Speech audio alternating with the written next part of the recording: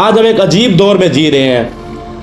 آج ہم پرفتن دور میں جی رہے ہیں جس میں ہم دعائیں کر رہے ہیں, نمازیں بھی پڑھ رہے ہیں, زکاتیں بھی دے رہے ہیں, حج بھی کر رہے ہیں, اللہ کا ہر عمل کر رہے ہیں, اللہ کے ہر حکم کی اتباع کر رہے ہیں, لیکن ہماری دعائیں قبول نہیں ہو رہی, لیکن ہمارے مسائل حل نہیں ہو رہے. ہم اپنے مسائل اللہ کو بتا رہے ہیں, اپنی تکالیف اللہ کو بتا رہے ہیں, لیکن ہمارے مسائل, ہماری تکلیفیں, ہم پر جو آزمائشیں آئی ہیں وہ ختم ہونے کا نام نہیں لیتی. ایک حدیث کا مفہوم سناتا ہوں میں آپ کو.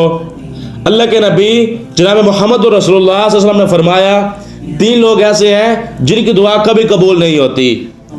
وہ چاہے نمازیں پڑھیں, زکاتیں دیں, تہجد پڑھیں, نوافل پڑھیں, تلاوتیں کریں, جو کچھ مرضی کر لیں, ان کی دعا کبھی قبول نہیں ہوتی.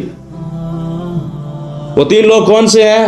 سب سے پہلا وہ شخص جو اپنی بیوی کے لیے بد دعا کرے, اس کے لیے برا چاہے, اس کے لیے برا سوچے. اللہ کے نبی جناب محمد رسول اللہ صلی اللہ علیہ وسلم نے فرمایا, اس شخص کی دعا کبھی قبول نہیں ہوگی, چاہے یہ نمازیں, زکاتیں, جو کچھ مرضی کر لے.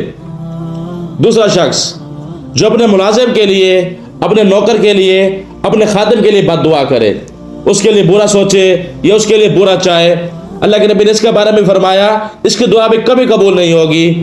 اب یہ نمازیں پڑھے یا زکاتیں دے یا تلاوتیں کرے یا تہجد بھی پڑھ لے.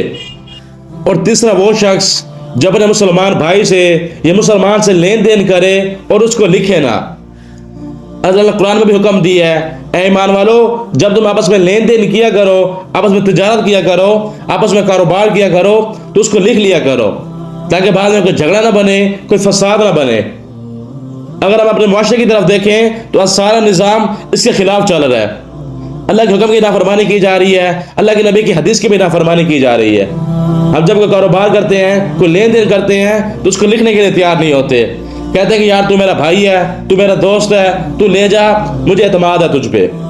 پھر بعد میں مسئلہ بنتے ہیں, بڑے بڑے فساد بنتے ہیں. ہم نے یہ فساد بنتے دیکھے بھی ہیں. نمازیں بھی پڑھ رہے ہیں, زکاتیں بھی دے رہے ہیں, حج بھی کر رہے ہیں, اللہ کا ہر عمل کر رہے ہیں, اللہ کے ہر حکم کی اتباع کر رہے ہیں, لیکن ہماری دعائیں قبول نہیں ہو رہی, لیکن ہمارے مسائل حل نہیں ہو رہے. ہم اپنے مسائل اللہ کو بتا رہے ہیں, اپنی تکالیف اللہ کو بتا رہے ہیں, لیکن ہمارے مسائل, ہماری تکلیفیں, ہم پر جو آزمائشیں آئی ہیں وہ ختم ہونے کا نام نہیں لیتی.